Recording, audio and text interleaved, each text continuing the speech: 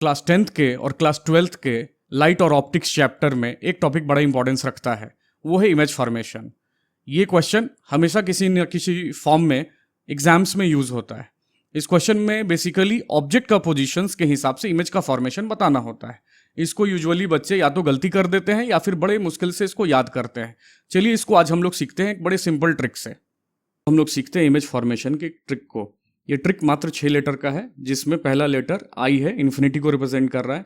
C centre of curvature को represent कर रहा है। एफ फोकस को रिप्रेजेंट कर रहा है और सिमिलरली इस साइड भी ऐसे ही रिप्रेजेंट कर रहा है। यहाँ आई इन्फिनिटी है, ये सेंटर ऑफ कर्वेचर है, ये फोकस है और ये पोल है। पोल का कोई लेटर इसमें नहीं है, इसको हम लोग अलग एक एग्जाम्पल से समझेंगे, ये इस ट्रिक का पार्ट नहीं है। तो टोटल यहाँ पे जैसा कि आप देख पा रहे हैं टोटल 6 इमेज फॉर्मेशन है, जो हम आपको अभी बताएंगे। तो चलिए ट्रिक क्या है, कैसे कहता है, पहले जनरल फॉर्म में जैसे हम लोग सीखते हैं उसको समझते हैं। हम लोग याद करते हैं कि ऑब्जेक्ट अगर इन्फिनिटी पे है तो इसका इमेज फोकस पे बनेगा, और अगर ऑब्जेक्ट इन्फिनिटी और सेंटर ऑफ कर्वेचर के बीच में है तो इसका इमेज सेंटर ऑफ कर्वेचर और फोकस के बीच में यहाँ बनता है। और इसी तरीके से बाकी इमेज फॉर्मेशंस में भी हम लोग इसको ऐसे याद करते हैं। लेकिन अब हम लोग को याद करने की जरूरत नहीं पड़ेगी। हमारा ट्रिक अगर हम लोग ठीक से समझ जाएंगे, हमारा ट्रिक कहता है कि अगर इन्फिनिटी पे ऑब्जेक्ट है तो कहाँ इमेज बनेगा, फोकस पे। पहले लेटर को पहले से मिलाएंगे। अगर सेंटर ऑफ कर्वेचर पे है तो इमेज कहाँ बनेगा, सेंटर ऑफ कर्वेचर पे ही बनेगा, दूसरे लेटर को दूसरे से मिलाते हैं।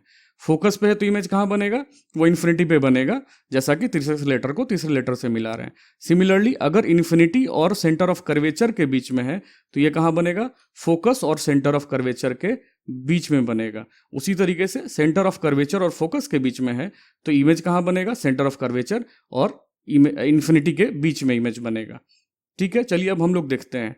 पहले ये कहाँ था, इन्फिनिटी पे, तो बनना कहाँ चाहिए था, फोकस पे। देखिए फोकस पे बना है। दूसरा, इन्फिनिटी और सेंटर ऑफ कर्वेचर के बीच में रहना चाहिए, कहाँ बनेगा, फोकस और सेंटर ऑफ कर्वेचर के बीच में। तो यहां देखते हैं इन्फिनिटी और सेंटर ऑफ कर्वेचर के बीच में यहाँ ऑब्जेक्ट है, और इमेज कहाँ बनना चाहिए, फोकस और सेंटर ऑफ कर्वेचर के बीच में। तो हमारा इमेज बना है फोकस और सेंटर ऑफ कर्वेचर के बीच में। तो इस ट्रिक की मदद से आप काम आसानी से कर लेंगे। उसी तरीके से अगर सेंटर ऑफ कर्वेचर पे रखते हैं तो इमेज कहाँ बनेगा, सेंटर ऑफ कर्वेचर पे। चलिए तीसरा देखते हैं, हमने कहाँ रखा है, सेंटर ऑफ कर्वेचर पे, और इमेज कहाँ बना है, सेंटर ऑफ कर्वेचर पे ही बना है। उसके आगे जब सेंटर ऑफ कर्वेचर पे आपने ऑब्जेक्ट रख लिया तो अब इसको इसके आगे रखेंगे आप, यानी सेंटर ऑफ कर्वेचर और फोकस के बीच में। तो आपने ऑब्जेक्ट रख लिया सेंटर ऑफ कर्वेचर और फोकस के बीच में, तो इसका इमेज हमारे ट्रिक के हिसाब से कहाँ बनना चाहिए, सेंटर ऑफ कर्वेचर और फोकस के बीच में। जब आप रखते हैं तो आपका इमेज बनना चाहिए सेंटर ऑफ कर्वेचर और इन्फिनिटी के बीच में। चलिए देखते हैं। तो आपने रखा था सेंटर ऑफ कर्वेचर और फोकस के बीच में, और आपका इसका इमेज बना है सेंटर ऑफ कर्वेचर और इन्फिनिटी के बीच में, यानी यहाँ, जो कि करेक्ट है। और लास्ट है कि अगर आप फोकस पे रखते हैं तो आपका इमेज कहाँ बनता है, इन्फिनिटी पे। जैसा भी आप डायग्राम पे देख पा रहे हैं, तो आपने भी यहाँ अगर फोकस पे रखा हुआ है तो आपका इमेज कहाँ बनेगा, इन्फिनिटी पे। बस एक केस इसमें रह जाता है, जो कि इकलौता वर्चुअल केस है, only virtual case concave mirror के लिए, जिसमें अगर आप फोकस के अंदर पोल के बीच में अगर किसी ऑब्जेक्ट को रख देते हैं तो ये रे जो है आगे चला जाता है और ये कभी भी आपस में मैच नहीं करेगा, क्योंकि ये दूर जा रहा है। तो ऐसा लगेगा कहीं यहाँ पे पीछे में इसका इमेज जो है फॉर्म कर रहा है। तो इकलौता वर्चुअल और इरेक्ट इमेज बनता है।